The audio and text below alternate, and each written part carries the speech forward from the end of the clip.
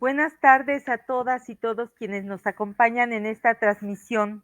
A nombre de la Secretaría de Cultura, a través del Centro Nacional para la Preservación del Patrimonio Cultural Ferrocarrilero, les damos la más cordial bienvenida.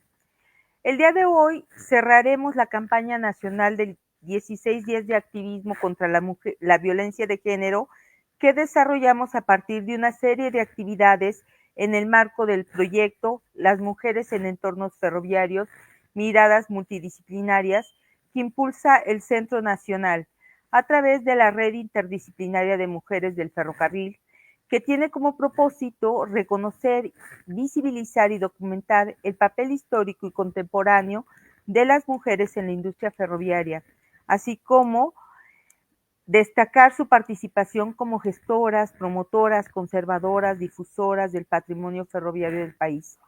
En esta sesión estamos acompañadas de las arquitectas Erika Loana Rivera Plasencia y Marlene Barba Rodríguez, con quienes dialogaremos en relación a su experiencia en la preservación del patrimonio ferrocarrilero edificado hasta los restos y oportunidades actuales en la intervención de espacios ferroviarios. Sean bienvenidas, un placer que hayan aceptado estar con nosotros, nos da mucho gusto. Y ahora voy a ceder la palabra para que nos acompañe a moderar a nuestra compañera arquitecta Karina Silvetti, jefa de Servicios Generales y Recursos Materiales del Museo de Ferrocarriles. Bienvenida, Karina, bienvenidas y bueno, te cedo la palabra. Muchas gracias.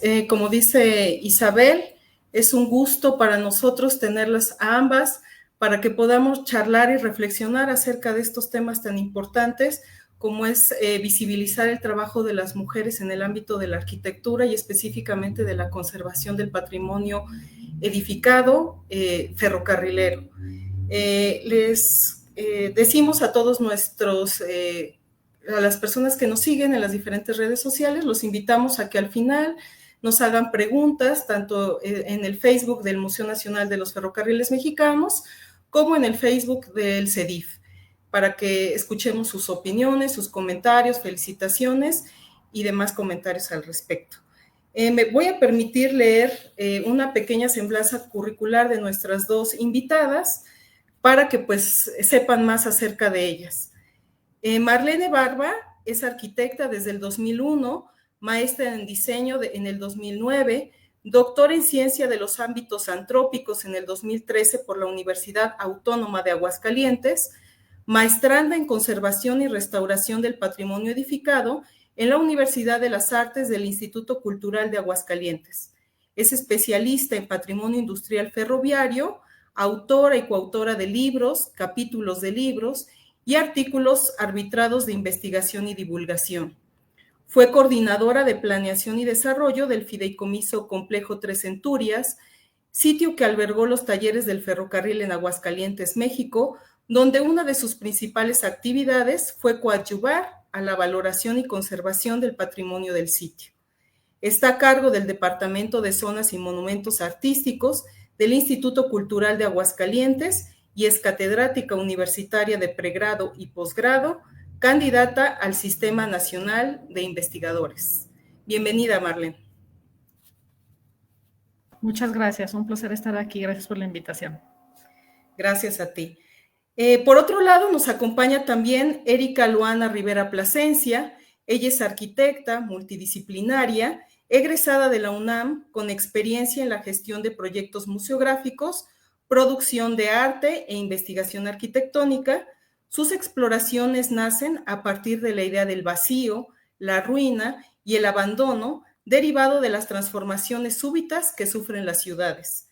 Tiene una maestría en conservación del patrimonio por la Escuela Nacional de Restauración y Museografía del ENCRIM en el 2021.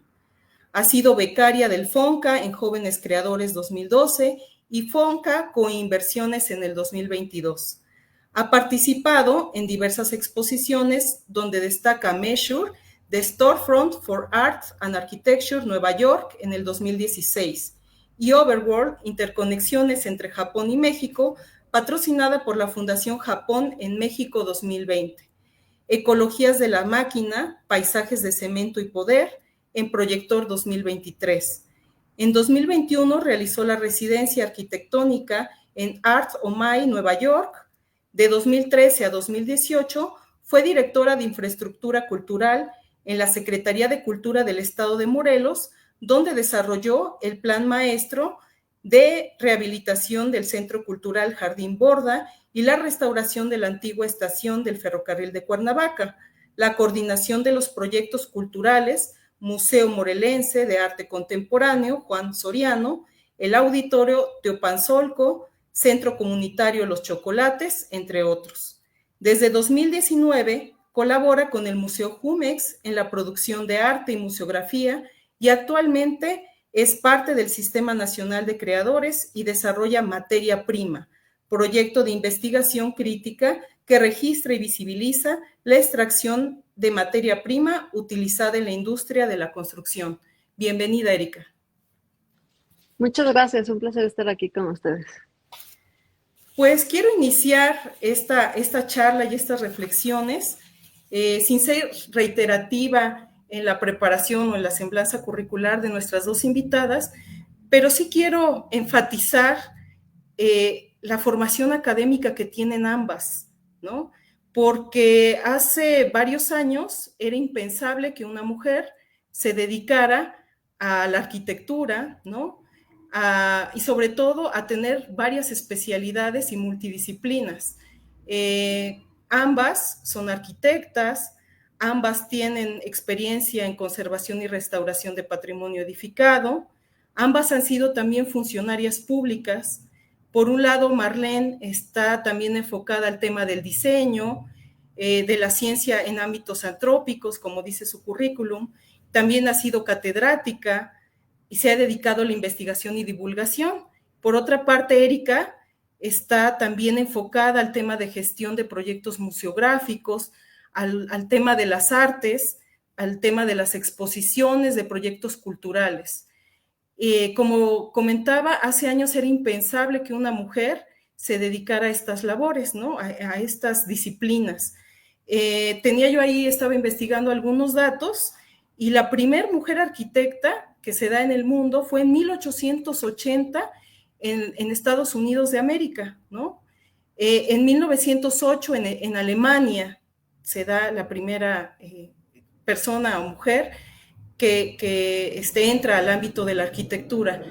Y muchos años después, en 1939, es en México, con la arquitecta María Luisa Deza, quien valientemente estudia arquitectura y ella hace algunos comentarios, algunas anécdotas que ella comenta, es que eran 113 alumnos, de los cuales 5 solamente eran mujeres, y bueno, que fue prácticamente, esas mujeres fueron segregadas en la cátedra, y bueno, llegó el punto en que los profesores preguntaban pues a todos los compañeros o a los estudiantes qué pensaban acerca de la arquitectura, de las cátedras y demás, y las saltaban a las mujeres, porque no les pedían a ellas pues su opinión o su punto de vista en las clases.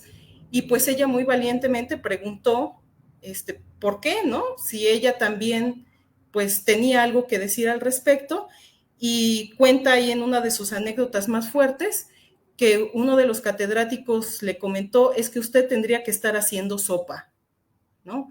Entonces es una anécdota muy fuerte porque habla que desde hace mucho tiempo las mujeres han sido invisibilizadas y además han sido relegadas al ámbito del hogar, ¿no? Sin darnos pues ese peso dentro de lo que son las carreras universitarias y la preparación profesional. Entonces, bueno, después de esta reflexión, les pregunto a ustedes cómo ha influido su experiencia como mujeres arquitectas en un campo históricamente dominado por hombres. ¿Cuáles han sido sus experiencias al respecto? ¿Quién quiere empezar? Arquitecta, ¿quién? Arquitecta Marlene. ¿Está bien, Erika? ¿Te parece? Sí, ok. Sí, adelante. Fíjate que yo creo que algo muy importante, de entrada con la introducción que diste, Karina, tiene que ver otros nombres también como Arinda da Cruz Sobral en Brasil, Julia Guarino, Finlandia Pizzula en Argentina, Dora Riedel en Chile, o sea, mujeres incluso antes que María Luisa de Esa aquí en el país. Yo creo que tiene que ver con educación, y yo me refiero a educación obviamente en general, pero sobre todo en casa. Yo he comentado en muchas ocasiones que es muy importante la manera en la que uno también, ese enfoque que tienes como mujer desde tu casa, porque por ejemplo en mi caso somos 2 mujeres, o sea, somos 3 hermanas, y nunca mis papás o mi papá en particular nos dijo que no podíamos hacer algo por ser mujeres. O sea, nunca hubo el argumento en casa de no puedes hacer esto porque eres mujer. Yo jugué softball, básquetbol, en fin, o sea, nunca hubo ese límite. Yo creo que es muy importante en ese sentido porque eso a lo que voy es que te da herramientas. Por supuesto, te encuentras en el camino con cuestiones de tú qué vas a saber si eres mujer, porque sí me ha pasado, no puedo decir que no, o incluso yo lo he comentado en varias ocasiones, cuando en alguna ocasión me dijeron que que hiciera las cosas en la obra como yo decía, porque yo ya me conocían como era de intensa, ¿no? Entonces recuerdo que le dije a esta persona que si se refería a que me gustaban las cosas bien hechas y como se debían de hacer, es que yo no era intensa, era re intensa. Entonces, a eso voy. Yo creo que viene mucho del hogar y de que eso nos cree herramientas, porque no se trata bajo ninguna circunstancia de una confrontación entre hombres y mujeres. Se trata de equidad de derechos, de oportunidades, y eso implica, por supuesto, de participación. Creo que el hecho de ver si es mujer o hombre para llevar a cabo un trabajo ya resulta hasta anacrónico. Sin embargo, sí necesitan hombres y mujeres, porque esto es igual a la par, herramientas desde la casa para precisamente fomentar desde ahí la equidad y que eso se empiece a abordar otros espacios, ¿no? Que este argumento ya ni siquiera existe, eso sería lo ideal. Pero yo te lo digo desde mi experiencia. Educación en casa es formación. O sea, si yo quiero andar en bicicleta, voy a andar en bicicleta. Si a mí me gusta, por ejemplo, a mí me gusta el fútbol americano, me gusta el ballet, y me gusta, en fin, o sea, no es en cuestión de género, es cuestión de tus gustos. Así es. Erika. Y yo la verdad celebro que hoy, ¿no? Siglo XXI, ya las cosas estén cambiando y ese paradigma que tenía de no puedes hacer algo porque eres mujer, ¿no? No tienes las mismas capacidades porque tu condición de mujer, ¿no? Te determina. Yo celebro mucho que hoy, siglo XXI, ya esté cambiando todo eso y que en realidad esté muy celebrado ahora, ¿no? El hecho de ser una mujer empoderada, ¿no? Tener esta compañía, ¿no? De todas las mujeres que estamos en este ámbito, que es un ámbito que sí está muy, muy, como muy hecho, ¿no? Para los hombres, ¿no? La arquitectura, los grandes nombres que siempre se habla en la arquitectura son hombres, ¿no? Y han quedado relegadas muchas arquitectas, ¿no? A lo largo de la historia, pero sí creo que hoy en día existen, no sé, ejemplos de arquitectas increíbles como Frida Escobedo, que está haciendo el Met en Nueva York, ¿no? Y que además está muy galardonada y muy celebrada, ¿no?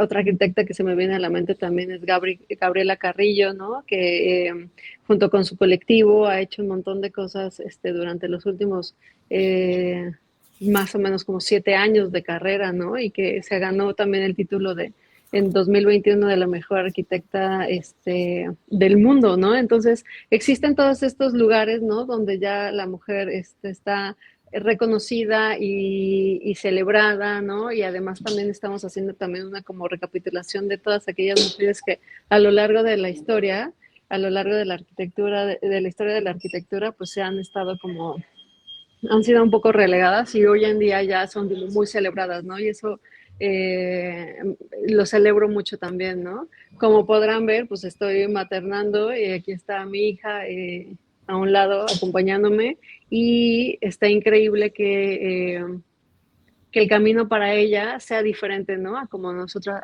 nos tocó. Entonces sí, me gusta mucho, lo celebro. Sí, lo celebramos contigo. Realmente esta imagen, y justo te iba a decir, con tu niña en brazos es bien significativa, ¿no? Es hablando de estos temas ahora y con tu niña en brazos, pues nos hace pensar en cómo han ido cambiando las cosas, ¿no? Es el claro ejemplo de que como mujer puedes hacer ambas cosas, ¿no? Y que tienes esa capacidad y que no porque un hombre diga que tú no puedes algo, pues va a ser así, ¿no? Como decía Marlene también, es una cuestión de preparación y de influir también en esos valores de casa para que transmitamos a las otras generaciones cómo es que se tiene que tratar a la mujer y cómo es que hay que seguir insistiendo en que las mujeres podemos estar abarcando diferentes tareas en muchos ámbitos. Ahora, específicamente en temas de patrimonio ferrocarrilero, creo que el patrimonio ferrocarrilero, al igual que estas cuestiones de género, a veces ha sido invisibilizado, ¿no? No ha sido como otros tipos de patrimonio en donde pues ya se llevan muchos años estudiándose al respecto, sino que seguimos nosotros luchando porque sea visible, porque sea reconocido como patrimonio. En este sentido, a ustedes como arquitectas, ¿qué las llevó a interesarse en el patrimonio ferrocarrilero? Si me pudieran platicar cuál ha sido su interés en este tipo de patrimonio. Si quieres, empiezo. Yo la verdad es que llegué al patrimonio ferrocarrilero por casualidad. Soy una arquitecta que estudió en la UNAM y que desde aquí empecé a trabajar con Cristina Fessler. Entonces, por ahí del 2012, la nombran a ella secretaria de Cultura en el estado de Morelos. Yo ya trabajaba con ella y me jala para trabajar con ella, ¿no? En el estado de Morelos. Entonces empezamos a hacer todo un mapeo de las cosas significativas que había en el estado, que por supuesto son muchísimas, ¿no? El patrimonio cultural que tienen es así riquísimo. Y nos encontramos justo con una estación de ferrocarril de Cuernavaca abandonada, quemada, tenía muchísimos problemas alrededor de esa estación. Se formó una colonia de puros como migrantes de otros estados. Y sabíamos que teníamos que hacer algo, ¿no? Entonces, para mí fue un poco como llegar por casualidad a ese patrimonio y empezar a empaparme de la historia del patrimonio ferrocarrilero mexicano. Y obviamente, pues te encuentras con una historia increíble, ¿no? Y hoy, ¿no? Como que me pongo a pensar por qué desapareció, ¿no? Siendo que era una cosa tan increíble, ¿no? En su momento y que conectaba a todo México y que además, o sea, yo oía historias de mi abuela, que es del puerto de Veracruz, ¿no? Llegando a la Ciudad de México en tren, ¿no? Entonces, de repente que eso haya desaparecido y que además, ¿qué se hace con todo ese patrimonio, ¿no? O sea, queda como en un limbo administrativo y al quedar en ese limbo administrativo, lo que pasa es que se convierten básicamente en lugares de nadie, ¿no? En lugares de nadie donde todo el mundo puede llegar a habitar, ¿no? A habitar entre comillas, ¿no? Y sí, me encontré con una estación, bueno, todas las estaciones de hecho del estado de Morelos están en las mismas condiciones, están abandonadas, si acaso hay un par, ¿no? Que sí están en uso y que se usan como centros culturales. Y en ese momento, pues sí, nos dimos a la tarea de bajar recursos, de solicitar al gobierno en cuestión y al gobierno federal recursos para poder restaurarla. Y finalmente se logró, ¿no? Después de unos 3 años de gestión, hicimos el proyecto más o menos en un año y se logró restaurarla por completo y además hoy en día sigue siendo ¿cómo se llama? Como el destino que se le dio fue una escuela de música, ¿no?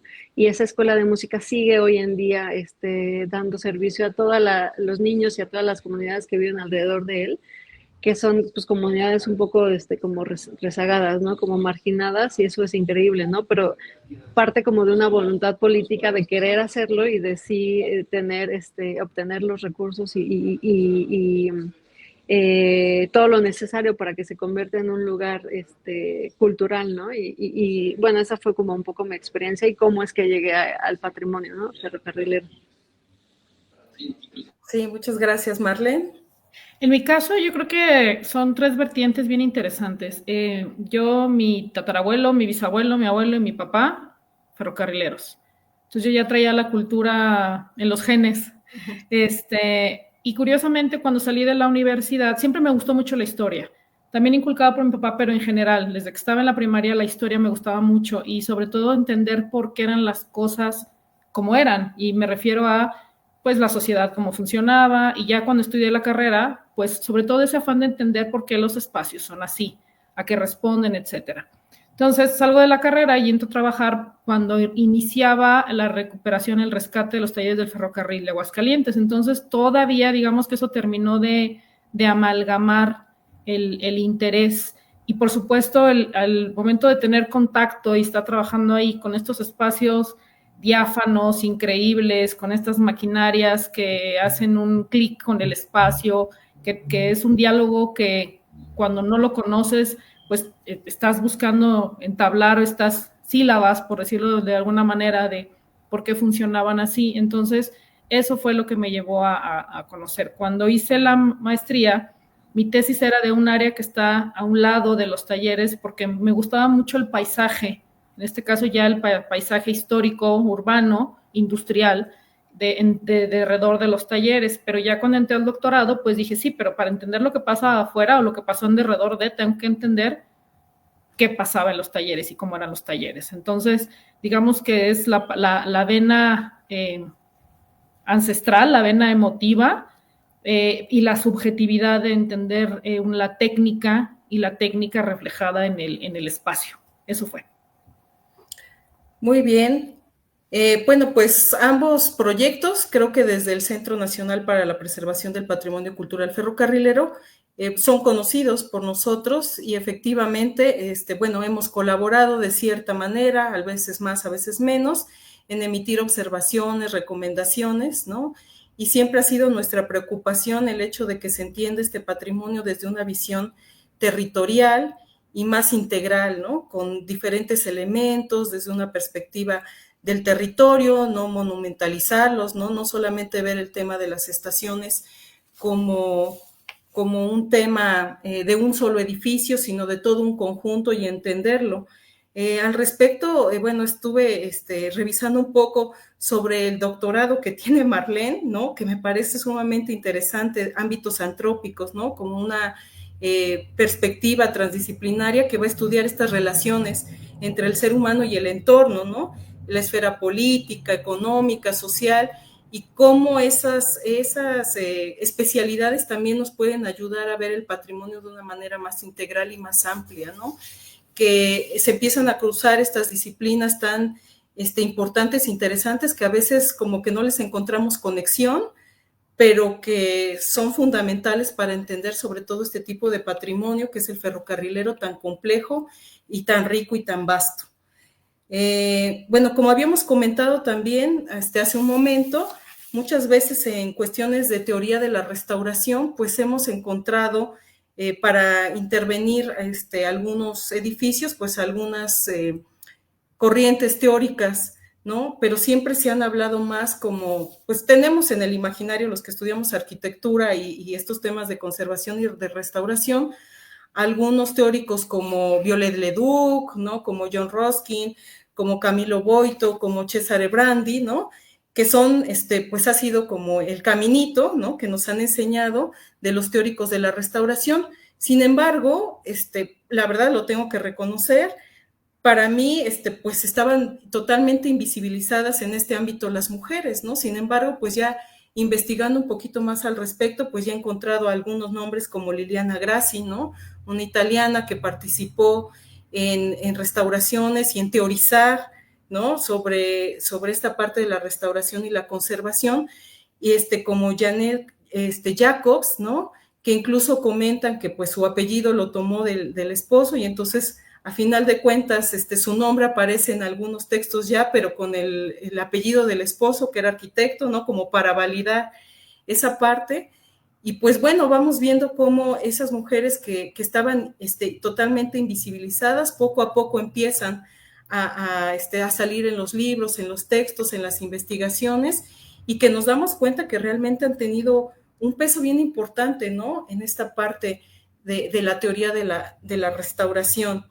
Y ahora pues hablo, o más bien doy pie a otra pregunta. Desde su perspectiva, ¿cómo se ha transformado la participación femenina en la conservación y reinterpretación de este patrimonio ferrocarrilero? Marlene. Yo creo que como en todos los ámbitos, Karina, pues hemos estado a lo largo de la historia entrando más, luchando por tener estos espacios y precisamente para dejar de origen esta idea de que solamente los hombres llevaban a cabo este tipo de acciones, ¿no? En general.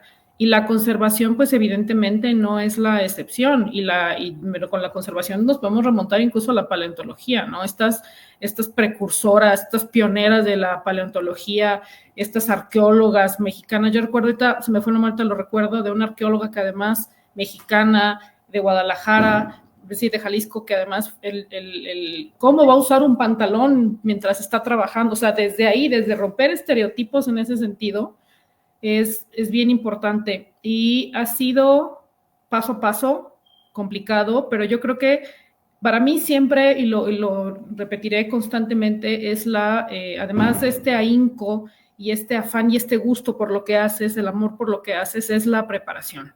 Si nosotros vemos la historia de estas mujeres, la primera arquitecta, la primera paleontóloga, pues era el grueso de hombres y 2 o 3 mujeres que no lo pasaron, la mayoría estoy segura, nada bien, pero que ahí estuvieron, terminaron y lo hicieron. Entonces, esas mujeres en todos los ámbitos, en todas las disciplinas, particularmente de la conservación, que es lo que nos atañe el día de hoy, pues son escalones para nosotras, oye, no la dejaban ni ponerse un pantalón, imagínate si la pasó difícil, entonces, si ella pudo, yo también. Entonces, yo creo que son elementos como de inspiración, así lo veo yo, de inspiración con preparación, porque nadie les regaló algo, lucharon por hacerlo, desde abrirse paso por, ¿no? Entonces yo creo que eso es muy, muy importante y yo creo que sin desdeñar, y eso es bien claro también, insisto, no es una pelea de quién puede más, ¿no? Sino es a darse la mano. Yo creo que como mujeres tenemos esta visión, yo lo digo dual, de haber visto una disciplina realizada por hombres, pero ahora con otro enfoque desde desde el punto de vista femenino. Ok, pasaba eso con los hombres, lo estudiamos, ¿y dónde está la parte femenina también? Entonces yo creo que tenemos esa oportunidad y esa dualidad de analizar el patrimonio y que además es no lo denomino ventaja, es una característica de nosotros que debemos seguir aprovechando. Así es, muy sí. bien. No, y además, o sea, por ejemplo, ahorita que nos estabas mencionando justo a todas estas mujeres que han estado en el ámbito del patrimonio, me pongo a pensar en todas las compañeras que tuve en la maestría, ¿no? Estudiando conmigo y en todas las profesoras que tuve, que además son la mayoría mujeres, ¿no? Casi siempre como que la restauración, no sé por qué en realidad, pero la restauración, la mayoría, yo creo que el 80% de las que estudian restauración son mujeres, ¿no? Y entonces es un ámbito que creo que está muy padre tener esa idea, ¿no? De como inclusive, ¿no? No es la palabra inclusive, pero bueno, de incluir, ¿no? Como de inclusión, exacto, de inclusión de tanto como el power femenino, ¿no? Que yo le llamo. Y tuve grandes profesoras, la verdad, ¿no? Ahí en la maestría en el ENCRIM hay muchísimas profesoras que son increíbles y que te dan una mega cátedra, además de las compañeras que tuve y las que siguen y las que sé que están, ¿no? Y las que hacen restauración, ¿no? De pie, arqueólogas, historiadoras, también convives con biólogas, ¿no? Y hay un montón de diferentes disciplinas, ¿no? Que conviven y que convergen en la restauración, ¿no? No nada más es como la parte arquitectónica y eso me parece riquísimo, ¿no? Y me parece increíble que suceda. Y pues sí, la verdad es que celebro mucho que el patrimonio sea manejado, ¿no? Desde lo femenino, ¿no? Desde esa visión, ¿no? Que siento que además tenemos esta visión como más ampliada, ¿no? Entonces, sí. Sí, pues se me hace bien interesante lo que comenta, ¿no? Particularmente en el ámbito ferroviario, pues siempre ha sido más un tema de hombres, ¿no? Entonces, bueno, ahora desde el ámbito público, ¿no? Nosotros como un ente del gobierno federal, pues celebramos también que haya este tipo de igualdad y de inclusión, ¿no? La mayoría, bueno, estamos más o menos equilibrados en el Centro Nacional, ¿no? Habemos mujeres y hombres, y como bien dice Marlene, estamos nosotros en este trabajo diario de integrar tanto la perspectiva de los hombres como la de las mujeres para llegar a estos acuerdos, ¿no? No tenemos por qué, como dice Marlene, pelear, ¿no? O confrontarnos, sino sumar estas perspectivas para poder llegar a un mejor puerto. Nos comentaban ustedes sobre los proyectos específicamente ferroviarios, en el tema de Marlene de la estación de Aguascalientes, en el tema de Erika de Cuernavaca. Supongo que tuvieron en algún momento algún acercamiento con el gremio ferrocarrilero.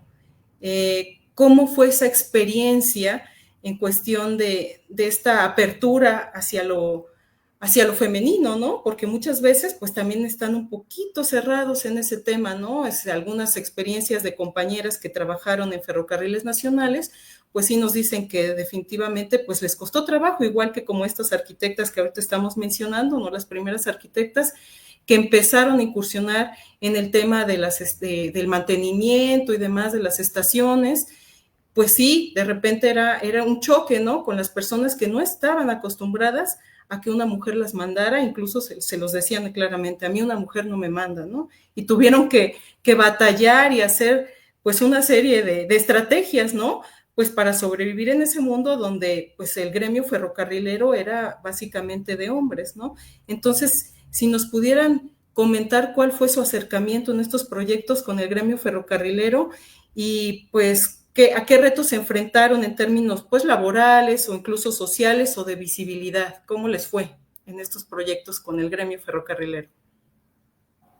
Si me lo permiten, bueno, yo la verdad es que a mí me sirvió mucho el tener, digamos, el que mi papá haya trabajado ahí, pero además, obviamente, una parte muy importante de mi trabajo tiene que ver con la memoria obrera. No podemos entender el patrimonio, cualquiera que este sea, sin la parte de la memoria, es decir, de quienes lo habitaron y de que a final de cuentas quienes le dan el significado que tiene, ¿no?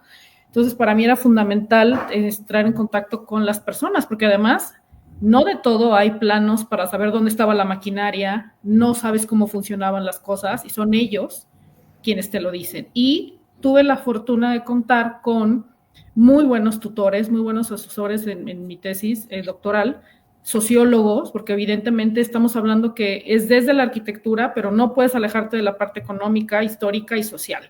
Entonces, la doctora María Eugenia Patiño, socióloga, me dio libros precisamente para poderme acercar. Y en uno de estos hay una figura bien importante que es la del portero, y el portero en cuanto a que te abre las puertas precisamente para que te estés en contacto. Y el vínculo para poder entablar este diálogo con los obreros fue mi papá fue el portero. Pero además fue un goce total porque él pudo volver a donde trabajaba, él pudo recordar, charlar cosas y además acompañarme en ese sentido, en este viaje, y fue como para poder hacer clic. Y ya después, que ya no se sintieron con una persona ajena o fuera del gremio, ya fue mucho más sencillo, porque también debo decir que las personas que entrevisté, los extrabajadores, amabilísimos, con ese afán de contar las cosas, de algo que era un trabajo como ir a cualquier oficina, que ahora lo retomen como lo que es un patrimonio, también ellos les entusiasma muchísimo y te lo platican. Pero esta fue la manera. Entonces, y sumamente enriquecedora, porque era jalar un poco y era abrirse a la historia, y además lo gocé enormemente. Muy bien, Erika. Ay, no, mi experiencia fue bien distinta. Pues es que yo, digo, trabajaba en la Secretaría de Cultura en ese momento y entonces había dos cosas que pasaban. alrededor de la estación. Una es que los ferrocarrileros jubilados tenían a un lado de la estación una bodega y en esa bodega tenían una como mini exposición y cada año celebraban, no me acuerdo exactamente qué día, pero cada año celebraban como un encuentro donde todos los ferrocarrileros jubilados se veían en ese lugar y ya, ¿no? De hecho se vestían como en la época, ¿no? Con su gorrita, llevaban como todo el atuendo, ¿no? Típico. Y con ellos sí nos pudimos acercar desde un inicio y eran como súper amables y además eran como muy, pues ya venían buscando la restauración de la estación desde hace muchos años, ¿no? Como les digo, la estación estaba totalmente abandonada, quemada, había vagabundos ahí viviendo adentro, ¿no? Y era un lugar, pues un picadero, ¿no? Básicamente. Entonces ellos estaban como luchando para que sí se restaurara y para que se hiciera algo. Ellos querían que se hiciera un museo de sitio, ¿no? Que al final no sucedió la escuela de música por otras miles de razones, pero el acercamiento con ellos fue bastante, bastante bueno. No así con la gente que vivía alrededor en la colonia. La colonia Patios de la Estación, pues obviamente era una colonia que surgió eh, de la migración, ¿no? Y como quedaba cerca del centro de Cuernavaca, pues era un lugar que hoy en día pues ya tiene como más de 10,000 habitantes, ¿no? En ese pequeño tramo, ¿no? Del centro de la ciudad. Y ellos están súper, súper, súper rejegos a que no se hiciera absolutamente nada, ¿no? Entonces, la estrategia que teníamos nosotros como gobierno, que también es muy diferente si entras como estudiante o como investigador o como alguna otra disciplina, ¿no? Como gobierno, pues sí tienes que estar platicando y dialogando con todo mundo, ¿no? Entonces, lo que hicimos como estrategia fue implementar muchas charlas con la comunidad, ¿no? Invitando a la comunidad, invitando a los ferrocarrileros, a los jubilados y a todo el que quisiese, para que conocieran el proyecto, para que conocieran qué se iba a hacer, qué se iba a restaurar, cómo es que lo íbamos a lograr. Y muchos nos decían, ¿no? O sea, me acuerdo perfecto que ellos lo que querían era que se pavimentaran las calles de su colonia, ¿no? O sea, la estación como que les venía, ¿no? Valiendo un poco. Pero nosotros teníamos el objetivo, ¿no? Muy, muy específico de sí poder hacer un centro cultural y que ese lugar sirviera para todos, ¿no? Pero sí fue a través de muchas pláticas, a través de muchos encuentros, de negociar, ¿no? También con la gente que vivía ahí, de bueno, pues sí, ya te ponemos la calle, ¿no? Donde estaban las vías, ¿no? Que era una cosa que a mí se me hacía hoy en día así como medio una aberración, porque lo que haces es también estar creciendo la ciudad, ¿no? Creciendo la colonia y la haces creciéndola hacia los lugares donde son patrimonio, ¿no? O sea, las vías férreas y todo, ¿no? Pero bueno, se logró, ¿no? Se logró y dialogando, ¿no? Y también tuvimos la suerte de que el patrimonio, que ustedes, ¿no? Karina, y está Lucía y la directora Tere, o sea, como que ellos nos ayudaron muchísimo y de hecho ellas nos dieron como toda la información de una estación. Ustedes tienen todo, ¿no? O sea, básicamente nos ayudamos de ustedes y tenían como toda la información de cómo se tenía que restaurar, cómo se tenía que hacer. Tienen ustedes los planos, la documentación, tenían fotos de antes del incendio, de cuando se cerraron los ferrocarriles, o sea, como que tenían todo el seguimiento y gracias también a su colaboración lo pudimos hacer como bastante bien con los planos originales, ¿no? De la estación y replicándolos tal cual, ¿no? Entonces fue una suerte de ir colaborando con todos, ¿no? Y ir comunicando también el proyecto con todos y con no de repente apareciera algo así de, miren, ya, aquí les tenemos esto, ¿no? Sino fue dialogando todo el tiempo con la gente. Sí, pues efectivamente, como bien comenta Erika, el Centro de Documentación e Investigaciones Ferroviarias, pues es el archivo más importante de todo el país que contiene pues una cantidad inmensa, ¿no? De información que los investigadores y pues los desarrolladores, en este caso de proyectos arquitectónicos y de conservación y de restauración de estaciones, pues pueden acudir a él para hacer sus proyectos, ¿no? Para desarrollarlos de una mejor manera, de una manera más efectiva, y pues siempre pueden apoyarse en nosotros como centro nacional, pues para emitir ese tipo de observaciones y recomendaciones respecto a las maneras más adecuadas para intervenir las estaciones. Y uno de los temas que siempre nos ha preocupado es cómo conservar la integridad de estos espacios arquitectónicos y también pues del espacio ferroviario en su conjunto. Ahora una pregunta sería, ¿qué elementos arquitectónicos consideran ustedes fundamentales para preservar espacios ferroviarios y cómo equilibrar lo histórico con lo nuevo? O sea, desde su experiencia, ¿cuáles son los elementos ferroviarios más importantes y que pudiéramos decirle a las personas que nos siguen en redes sociales para que se les quede como esa idea fundamental de qué es lo que tenemos que preservar desde el ámbito de la arquitectura ferroviaria, cuáles son los elementos más importantes de este patrimonio? Bueno, primero depende y tenemos que conocer cómo es el sitio ferroviario, porque además hay pues diferentes tipos, escalas, etcétera. Pero sobre todo con lo que tienes que empezar es qué función realizaba, porque una estación, pues no es lo mismo que un taller mecánico, que una fundición de bronce, que una fundición de fierro, etcétera. Entonces, sí o sí, tienes que saber qué se hacía, la maquinaria que estaba ahí, para qué servía en la medida de lo posible. E insisto, entonces, para saber, a final de cuentas, que sí, que no, incluso las diferentes etapas que han tenido los edificios, porque tampoco es borrar la historia del inmueble como tal. Entonces, en la medida en la que tú sepas, y precisamente para eso, bueno, el CEDIF, y en el caso de acá de Aguascalientes, el CEPAF, con planos, fotografías, es hacer una reconstrucción histórica de qué se hacía, cómo se hacía y qué maquinaria había. Y bueno, si recuperas quién trabajó ahí y te dice también cosas que no están ahí, pues mucho mejor. Esa es en la medida en la que tú vas a saber si tiene agregados que sí, que no, y cuáles de estos agregados, porque tampoco es llegar y dejarla como si no hubiera tenido historia laboral, saber, insisto, hasta dónde sí es parte de la función, digamos, que se llevaba a cabo. Y a partir de eso, pues los criterios, entre los criterios que hay de la restauración es no falsear, no tienes por qué fingir que algo es nuevo cuando no lo es. Si no está, no está. Y si hay que hacer, por ejemplo, la parte de un muro y ese muro ya no existe y no se puede recuperar, hay que indicar lo que es nuevo y lo que es no. Creo que un criterio que se solía tener antes mucho era que parezca que nunca le pasó nada al edificio, ¿no? Cuando en realidad esto no es así, es como nosotros. Que no se nos note una cicatriz, pues es imposible y es parte de nuestra historia.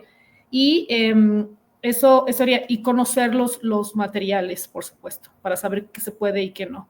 Yo creo que lo bonito de la conservación y de la restauración es decir, esta es su historia, pasó esto, llegó hasta aquí o hasta aquí ya no funcionó, ahora es esta historia, pero tú distingues el diálogo entre las dos épocas. Por ejemplo, aquí en los talleres, uno de los criterios iniciales era samblastear todo, o sea, borrar todo lo que había en muros, elementos metálicos, etcétera. Fue un criterio.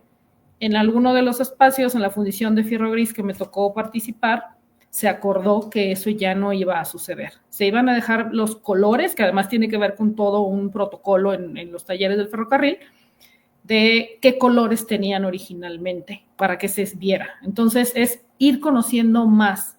Oye, pero es que esa estructura es color amarillo pollo. Sí, pero es que tenía una razón de ser por la que fuera de ese color. Entonces, es conocer. Entre más conozcas, más vas a saber qué se puede dejar y qué no. Y obviamente, el edificio te dice para qué puede ser usado y no al revés. Ahí es parte del respeto. Y obviamente, pues, esta reversibilidad, ¿no? Que si en algún momento hay que quitar, se quita y no pasa algo. Y eso creo que es el principio fundamental para poder intervenir en un edificio de este tipo. Perfecto, Marlene. Totalmente de acuerdo contigo, ¿no? Nosotros nos hemos enfrentado también en estas revisiones de proyectos luego y justo abogamos por los criterios que tú nos acabas de mencionar, ¿no? La reversibilidad, el no hacer falsos históricos, el entender los materiales y sistemas constructivos, pero también entender que el patrimonio ferrocarrilero viene de un proceso sociotécnico, ¿no? De toda esta función que tenía cada espacio y pues darle un uso adecuado y un respeto hacia los espacios, ¿no? Erika, lo que nos quieras comentar al respecto. No, sí, estoy totalmente de acuerdo contigo y con Marlene. El edificio habla, ¿no? Por sí solo, ¿no? Y es,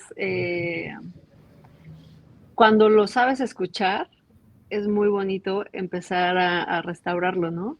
En el caso de la estación de Cuernavaca era una estación principal y entonces había todo un patio de maniobras y toda una vuelta que se le daba y los cargaban de gasolina y de cosas, ¿no? Entonces, digamos, en toda la zona que hoy es conocida como patios de la estación, la colonia, hay un montón de lugares donde estaba, donde se podría decir que había patrimonio ferrocarrilero, ¿no? Estaban los tanques, estaban las vías, estaban un montón de cosas que hoy ya quedaron inmersas en la colonia.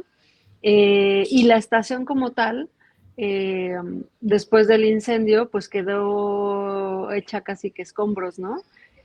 Entonces sí nos dimos a la tarea de todos esos escombros, recuperarlos y entonces todos los tabiques, que son tabiques muy singulares hechos a finales del siglo XIX en una de las fábricas que estaba también ahí muy cerca, localizada en Cuernavaca, y son estos tabiques que hoy por hoy pues ya no los encontrarías, ¿no? Te costaría muchísimo trabajo mandar a fabricar exactamente como las piezas, porque de hecho hasta tienen otras medidas y tienen como unos hoyitos muy específicos y demás. Entonces sí, nos dimos como a la tarea de estar buscando entre todos los escombros todo ese material que sabíamos que era perteneciente a la estación per se. Y además, como esa estación tenía dos niveles y en la parte de arriba, en la planta alta, era hotel, ¿no? Para los que se quedaban como de paso, pues justo, ¿no? Todas esas áreas que nos quedaban, las utilizamos, ¿no? Para poderlo convertir en esta escuela de música y tener estos pequeños salones. Entonces, como dice Marlene, el edificio te habla y te dice qué puedes hacer ahí y qué no, ¿no? Lo restauramos completamente como estaban tal cual los planos, con los mismos colores, ¿no? Me acuerdo que era un verde específico porque las estaciones tienen un verde específico y los techos de lámina, en fin, ¿no? Como que creo que ahí se hizo un gran trabajo de restauración y que de hecho, pues yo en proyecto los marqué, ¿no? Y la empresa que hizo, la que ganó esa licitación y la que hizo la restauración fue una empresa también que trabajó impecable, ¿no? Que es otra de las cosas. Cuando haces obra pública, quién sabe con qué te topas, ¿no? En este caso me tocó toparme con una empresa que lo hacía como bastante bien y ya tenía como mucha experiencia en restauración. Entonces también se agradece, ¿no? Que haya tocado una empresa que sí supiera. Sí, así es. Sí, y precisamente creo que es importante recalcar pues a todos los que nos escuchan y nos ven que es importante tomar en cuenta esta lectura del edificio, ¿no? Siempre se ha dicho que los edificios se leen y el mismo edificio es el que nos va a ir dando la pauta para saber cómo tratarlo o cómo intervenirlo, ¿no? Sin alterarlo y pues dándole también esa jerarquía y ese respeto tanto al espacio como para hacer pues intervenciones con usos adecuados a los espacios que originalmente tenían estos edificios. En cuanto a las intervenciones ya propiamente dichas, si tienen algún comentario sobre algún desafío técnico al que se hayan enfrentado, qué técnicas de restauración quizá moderna han implementado o saben de lo que se ha ido trabajando en este tipo de edificios, que les hayan representado también un desafío tanto técnico como conceptual para intervenir estos espacios ferroviarios. Bueno, tengo la enorme fortuna de haber estado en el complejo Tres Centurias y haber participado en los edificios que estudié, ¿no? Que además es algo, es una oportunidad que se da una vez en la vida, espero que más, pero por lo menos en mi caso, maravillosa. Hay un par de cosas que mencionar. Por ejemplo, en el caso de la fundición de fierro gris, que ahorita tiene un uso de oficinas, que insisto, no es el uso, en este caso el uso respeta perfectamente la intervención. Pero cuando se hizo la intervención, una parte de las armaduras estaba de madera, obviamente, estaba quemada. Entonces, a la hora que esta restauración fue hecha, o sea, se volvieron a hacer armaduras de madera.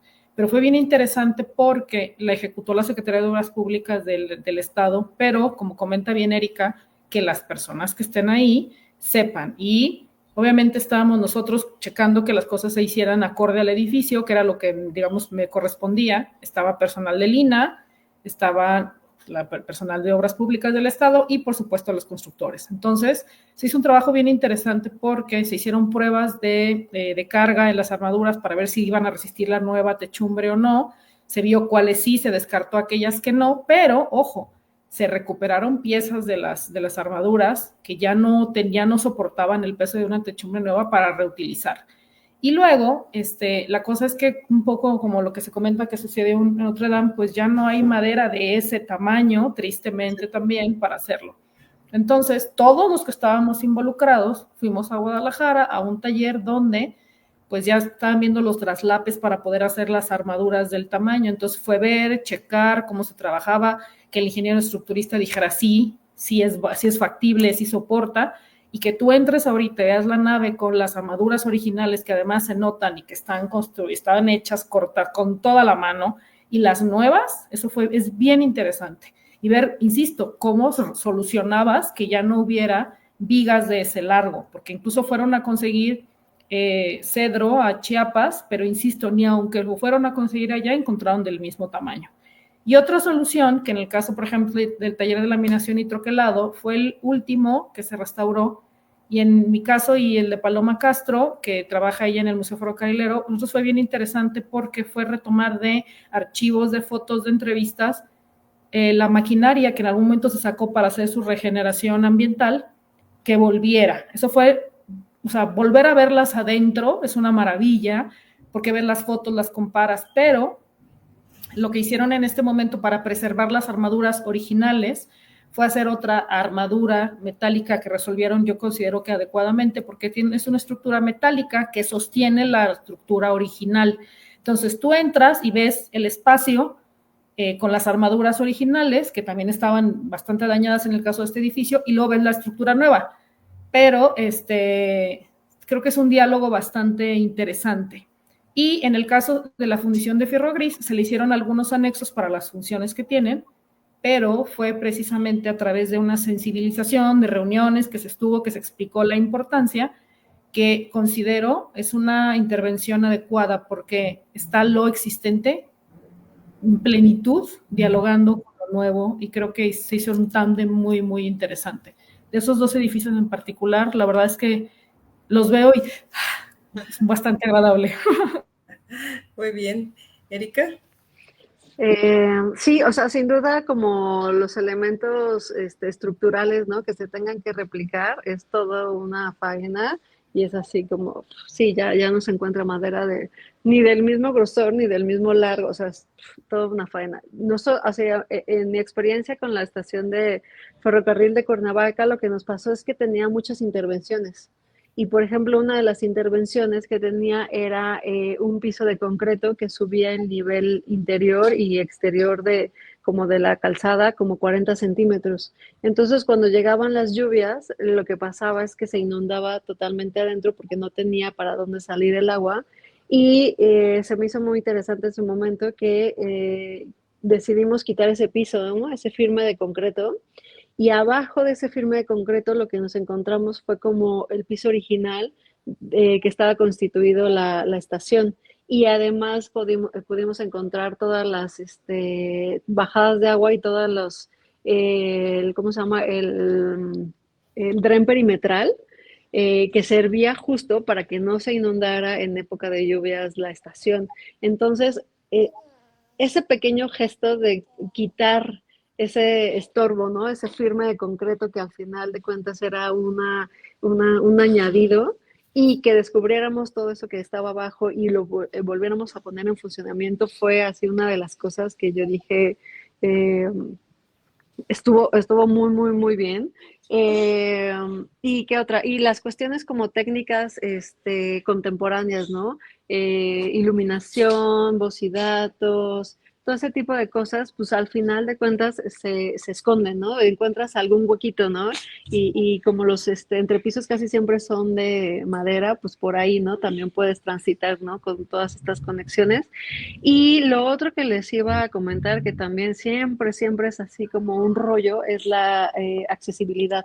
Cuando tú necesitas que la gente con discapacidad suba a un primer nivel, ¿no? Cuando tu edificio es público, siempre existe esta disyuntiva de cómo le haces para que un edificio histórico tenga accesibilidad, ¿no? En este caso, la verdad es que no nos quisimos meter en el problema de tener que meter un elevador dentro de este edificio. Dejamos las escaleras existentes, pero siempre hay esa como disyuntiva, ¿no? De qué hacer en caso de una intervención de este estilo. Y bueno, aquí se decidió no hacerlo, ¿no? Pero es una cosa que yo creo que siempre lo pensamos, ¿no? Claro. En este rubro. Sí, sí, pues acá tenemos que llegar como que a un punto de equilibrio, ¿no? En priorizar los temas, ¿no? Para darle accesibilidad a todas las personas, ¿no?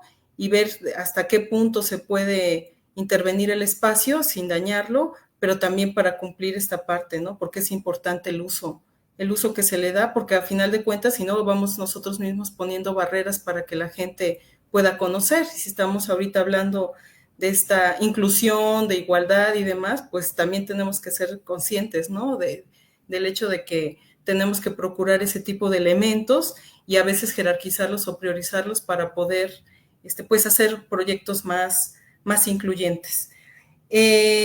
Bueno, otro de los temas también importantes para nosotros como Centro Nacional ha sido abogar por el tema de la inclusión de las comunidades en esta gestión participativa para la resolución de proyectos, ¿no? Y en el tema ferroviario, pues como ya lo habían platicado, es fundamental. ¿Qué estrategias ustedes utilizaron para involucrar a estas comunidades locales para el desarrollo de estos proyectos que tienen que ver con el tema ferroviario? Bueno, en mi caso, el tema incluso del trabajo va ligado con la memoria obrera. Y la isla, lo que te comentaba, esta vinculación era que si alguien sabe cómo funcionaban las cosas, eran ellos.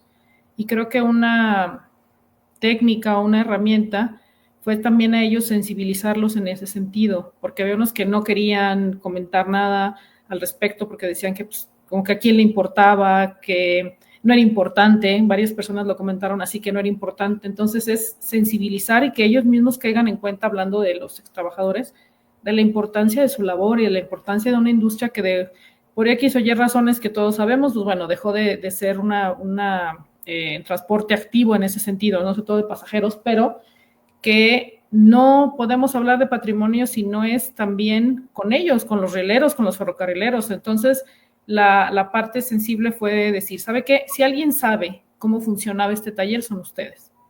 Esta máquina que está aquí, puedes tener los planos y decir, no, es un punzón tijera, ok, pero ¿qué hacías con él? ¿Cómo le hacías? ¿Cuál era el proceso? Porque muchas veces no lo lees en los planos. Claro. Incluso para saber si el propio edificio estaba bien organizado, si el proyecto era acorde, etcétera. Entonces, creo que en mi caso eso fue la sensibilización al hacerles ver lo importante de su labor. Creo que el gremio ferroviario ha sido desdeñado durante mucho tiempo.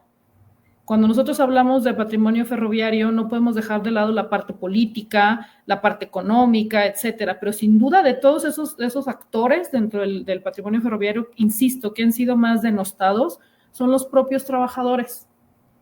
Porque ya ves que luego está esto de que no trabajaban, se iban, que ellos son parte fundamental de que se haya... No, y la verdad es que no. Ahí ya cuando te metes a ver todas las circunstancias, no es así, y es parte importante de ellos hacerlos ver el valor que tienen y de tener esa confianza. Creo que afortunadamente tuve ese clic con ellos. Incluso no todos quisieron ir. Unos dijeron no quiero ir porque lloraban así de acordarse y no querían ir, y otros con los que tuve oportunidad de acudir ahí lo pasaron bomba igual que yo con ellos. Entonces es esa sensibilización. Así es como hay que sensibilizar a las personas para que entiendan el valor del patrimonio.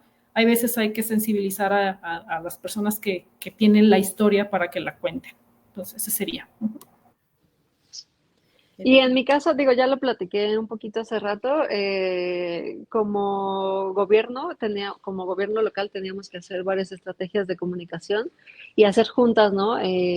Convocar a todos los colonos y a los jubilados ferrocarrileros a que asistan como a las juntas de revisión del proyecto y que nos dieran su opinión, ¿no? Acerca de lo que, y más bien también nosotros como gobierno escucharlos y fomentar este diálogo, ¿no? Entre todas las partes. Y lo que sí también se hizo muy al principio fueron una serie de exposiciones que hablaban justo del patrimonio ferrocarrilero y de la importancia de ese sitio, como para sensibilizar, ¿no? También a la gente. Entonces, sí se hicieron un par de intervenciones, un par de exposiciones, y muchas juntas entre todos.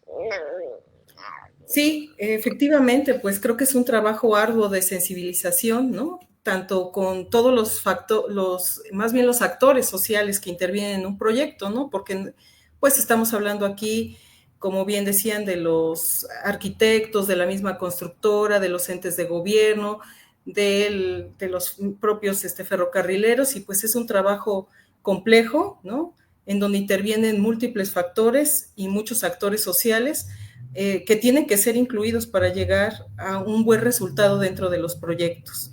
Y bueno, pues ya nos estamos acercando al tiempo, haciendo unas reflexiones ya más finales lanzo esta pregunta: ¿cómo puede el trabajo de las mujeres en este ámbito contribuir a construir una narrativa más inclusiva sobre el patrimonio ferrocarrilero? ¿Cómo creen ustedes que esto pueda pasar?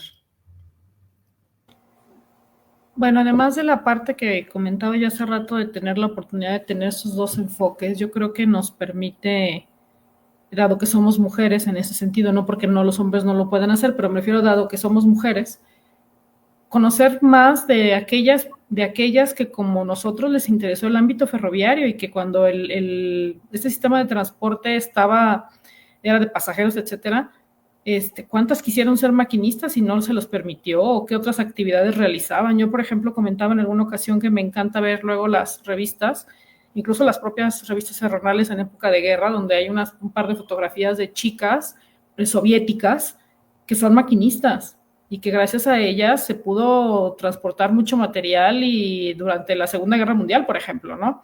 Entonces, ¿cuántas mujeres quisieron ser? A lo mejor alguna fue por ahí abajo del agua, y qué otras actividades tuvieron además de ser enfermeras en los hospitales o secretarias en las oficinas. Entonces yo creo que parte de nuestra actividad, y es algo que yo tengo pendiente, así lo digo como investigadora, es ahondar más en el papel histórico de las mujeres y en el papel constructivo de las mujeres. Conocemos de arquitectos, diseñadores de estaciones, pero ¿y las mujeres? ¿Cuántas hay? ¿Cuántas entraron? ¿Cuántas estuvieron inmiscuidas? Porque así como en otros ámbitos hay pioneras y hay mujeres que a pesar del no, creo que ellas decían cómo no, en el aspecto ferroviario es lo mismo. Entonces yo creo que ese es algo que nosotros como mujeres, en este afán de la equidad, de estas historias que, insisto, inspiran y nos sirven de escalón para seguir ascendiendo en este sentido, tenemos que acercarnos. Y así lo digo, tenemos que acercarnos. No, y también siento que es importantísimo este tipo de diálogos. O sea, de hecho, muchas gracias por armar este tipo de diálogos donde se puede justo, ¿no? Hablar, ¿no? De estos temas del patrimonio, de las mujeres restauradoras, de las mujeres arquitectas y de todas nosotras, ¿no? Que estamos justo día a día, ¿no? Trabajando en estos ámbitos. Entonces, sí, de antemano, muchas gracias. Y en este tipo de foros es donde también se difunde, ¿no? Todo este patrimonio. Sí, se crean vínculos. Así es, y efectivamente va a quedar también el testimonio, ¿no? Que también es bien importante. O sea, estos videos, dentro de muchos años, alguien por ahí nos va a ver, a lo mejor ya no vamos a estar en este plano, pero alguien va a decir, estaban hablando sobre el tema de las mujeres y el patrimonio ferroviario, ¿no? Y justo el proyecto Las Mujeres en Entornos Ferroviarios pues está buscando hacernos visibles, ¿no? Desde nuestras diferentes trincheras y ver cómo podemos colaborar para hacer de este tema algo más visible e inclusivo. Y pues ya para cerrar nada más, si pudieran enviar cada uno un mensaje a las futuras generaciones de mujeres que están interesadas en la arquitectura, en la conservación del patrimonio, ¿cuál sería ese mensaje que ustedes les mandarían a esas mujeres del futuro? A prepararse, la preparación es fundamental. Y que sigan sus áreas de interés. El no va a existir en muchos aspectos de nuestra vida, pero mientras a ustedes les llame la atención, se interesen en algo, insisto, y tengan la justificación del interés y las herramientas de la preparación, todo va a ser posible. Entonces yo creo que eso sería el mensaje de mi parte. Muchas, antes que nosotros, han labrado el camino y creo que nuestro deber es seguirlo labrando también para ellas y que ellas se den cuenta que ellas también lo pueden labrar. Eso sería. Muy bien. ¿Erika? Yo diría que hoy en día no existen límites, ¿no? Que podemos hacer lo que queramos, que podemos hacerlo desde cualquier ámbito, ¿no? Sin miedo, además. Y con la convicción de que todas estamos juntas en esto, ¿no? Y todas vamos a seguir adelante fomentando la igualdad, fomentando la inclusión, fomentando todos estos valores en los que estamos luchando, ¿no? Todo el día, todo el tiempo. Sí, sí, y como dicen por ahí, ¿no? No se va a caer, lo vamos a tirar. Muy bien. Sí, Marlene.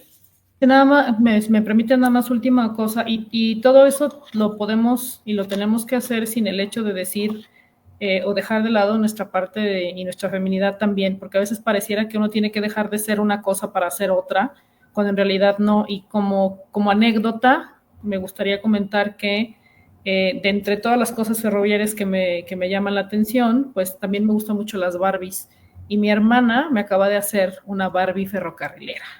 Entonces, el lema de Barbie era que ella podía hacer lo que quería hacer, y ahora yo también tengo una Barbie ferrocarrilera.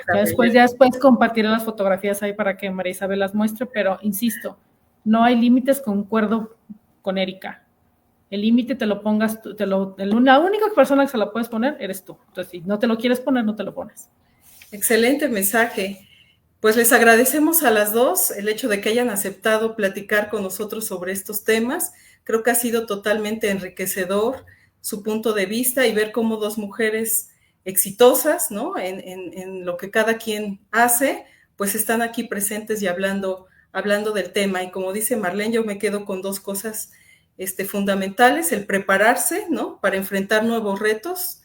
Y otro que creo que también en lo personal me ha caracterizado, ¿no? Que muchas veces me catalogan de necia, pero bueno, creo que la perseverancia es fundamental para poder llegar y traspasar esos límites que muchas veces nos imponen, pero que nosotros estamos ahí neceando, ¿no? Les agradecemos mucho y bueno, Isabel, si nos puedes ayudar con el tema de las preguntas del público, comentarios. Creo que tienes apagado tu micrófono, Isabel. Bueno, antes que nada quiero agradecerte, Marlene, el que hayas participado en esta mesa, igual Erika, toda la disposición y todo lo que nos han enseñado verdaderamente ha sido increíble, y a Cari todo el apoyo de verdad para moderar la mesa. Muchísimas gracias, y bueno, voy a pasar a los comentarios que tenemos y ya hacer el cierre de la mesa. Buenas tardes.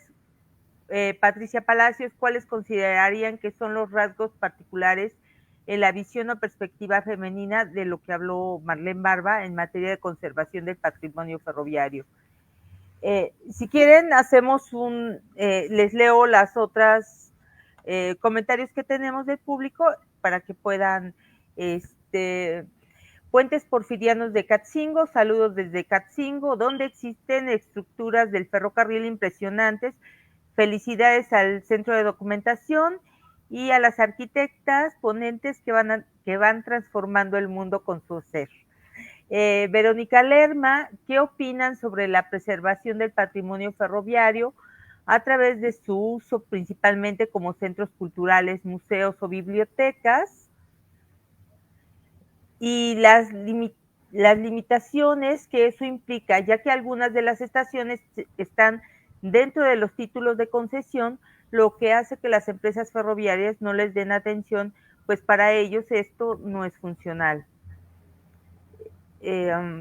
Jesús Salomón, un saludo desde Benjamín Hill.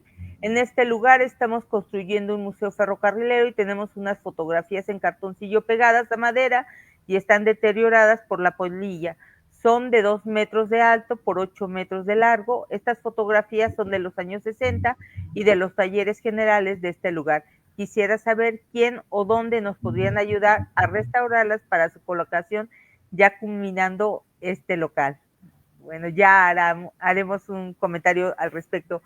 Francisco Acosta, muchas gracias a ambas arquitectas que nos permitieron conocer sus experiencias en el ámbito ferroviario y decirles que son una gran inspiración para las mujeres jóvenes que inician en este rubro, ya que como ustedes mencionan, no muchas se alientan por el temor de qué van a decir. Les sigo deseando mucho éxito y que sigan compartiendo sus experiencias para generaciones futuras. Si quieren hacer los comentarios, por favor, Marlene. Sobre todo lo que yo me refería en cuanto a la visión femenina de la conservación era, de entrada, como mujeres, ver esta visión del papel que jugaron las mujeres también en la industria ferroviaria, porque ahí estuvieron, y hay fotografías, y ahí los pueden ver en el CEDIF, etcétera. Entonces, lo interesante es conocer esas historias, más allá, y no porque haya una comparación, pero más allá del garrotero, más allá del maquinista, más allá del telegrafista, cuál es el papel también que tuvieron las mujeres en ese sentido. Y también a buscar y ahondar cuántas dibujaron, cuántas diseñaron, porque seguramente en más de un lugar lo hubo. Entonces a eso me refiero. Y a esta dualidad es porque, insisto, estamos acostumbrados a verlos desde un enfoque del trabajo masculino, que eran los que estaban básicamente en los talleres, pero también la otra parte. No es en contra de o más o menos, es un plus, es sumar los dos géneros en una actividad como la ferroviaria. Y también a mí me interesa mucho saber, espero encontrar información pronto, cuántas chicas quisieron ser maquinistas y hasta dónde llegaron. Erika, si tienes algún comentario, por favor. No, yo quería responder la pregunta justo que hacían en torno a estos lugares como museos o centros culturales, bibliotecas y demás. Y la experiencia que yo tengo, por ejemplo, con la estación de Cuernavaca, es que en su momento pensamos sí hacerlo como un museo de sitio, pero la gran desventaja que tiene un museo de sitio es que el gobierno lo tiene que estar manteniendo constantemente, entonces le tienen que inyectar una cantidad de dinero para que eso siga, ¿no?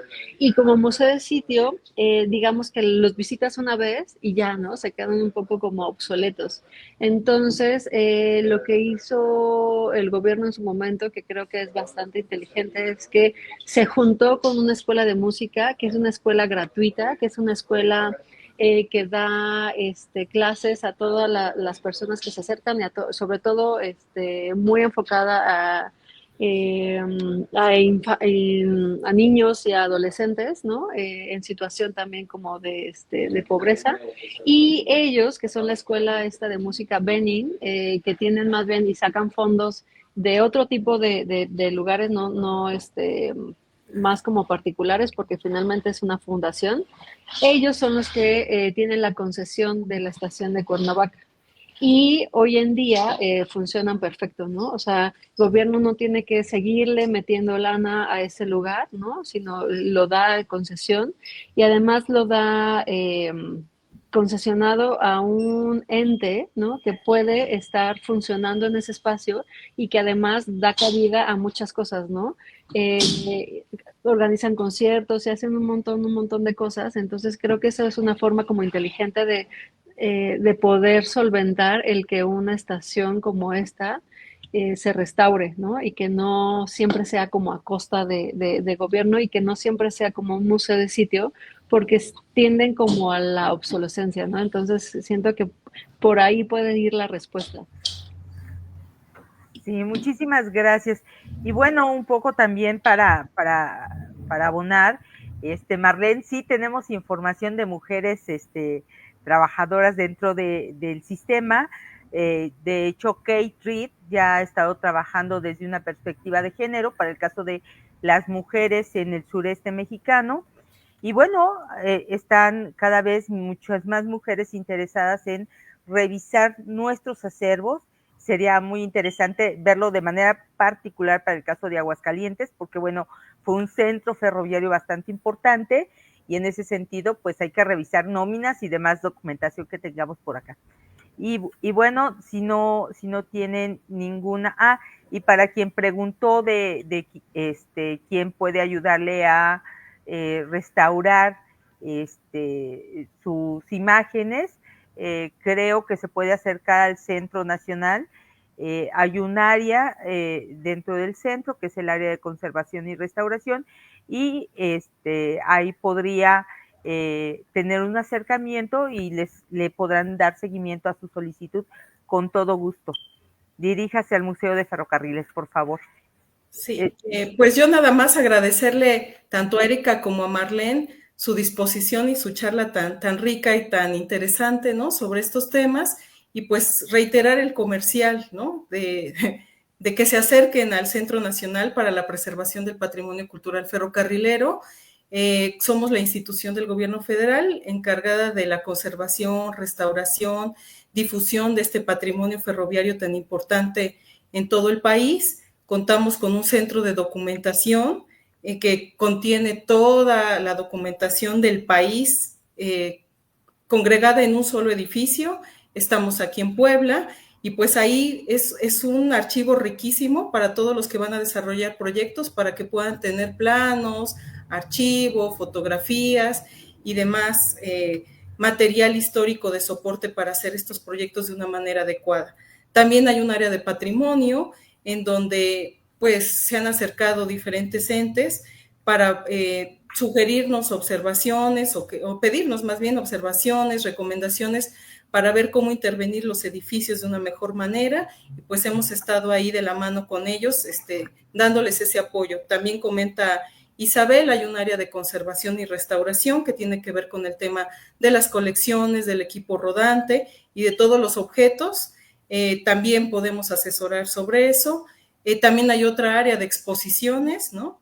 Que va muy ligada a veces con este uso o nuevo uso de los espacios y pues como ven es una amplia gama de disciplinas en las que los podemos ayudar para desarrollar diferentes proyectos. Acérquense a nosotros y con gusto les vamos a apoyar en lo que necesiten. Muchas gracias. No sé si alguien más quiera decir algo, Isabel. Bueno, sí, como saben, esta es la última actividad que realizamos ya en el marco del proyecto Las Mujeres en Entornos Ferroviarios, Miradas Multidisciplinarias a través de la Red Interdisciplinaria de Mujeres. Agradecemos a Leonor Reyes todo el apoyo que nos brindó para que estas actividades fueran posibles a lo largo de este año. Se realizaron cerca de 20 charlas de café y conversatorios. También a todas las estudiosas, queremos agradecer a todas las estudiosas e investigadoras que nos permitieron conocer sobre sus trabajos. Este año hablamos de patrimonio, proyectos de museos comunitarios, de edición, de arquitectura, de historia, de proyectos de memoria, de investigaciones con perspectiva de género, de diseño, de migrantes, de acervos documentales y una buena cantidad de temas que se abordaron aquí, de puertos, de ferrocarriles. Y bueno, esperemos que el próximo año también nos acompañen en estas charlas, en este proyecto, con esta red que seguramente se va a ir nutriendo con nuevas investigadoras y nuevas investigaciones, ¿no? Les agradecemos a nombre de la Secretaría de Cultura a través del Centro Nacional para la Preservación del Patrimonio Cultural Ferrocarrilero que nos hayan acompañado durante este año. Les deseamos felices fiestas y esperamos que nos acompañen. Muchas gracias, Marlene, muchas gracias, Erika, muchas gracias, Karin. Un abrazo para todos. Muchísimas gracias. Muchas gracias. Y ahí está la primera, una peque más que va a seguir labrando camino. Claro que sí. Me encantó tenerla ahí. Excelente.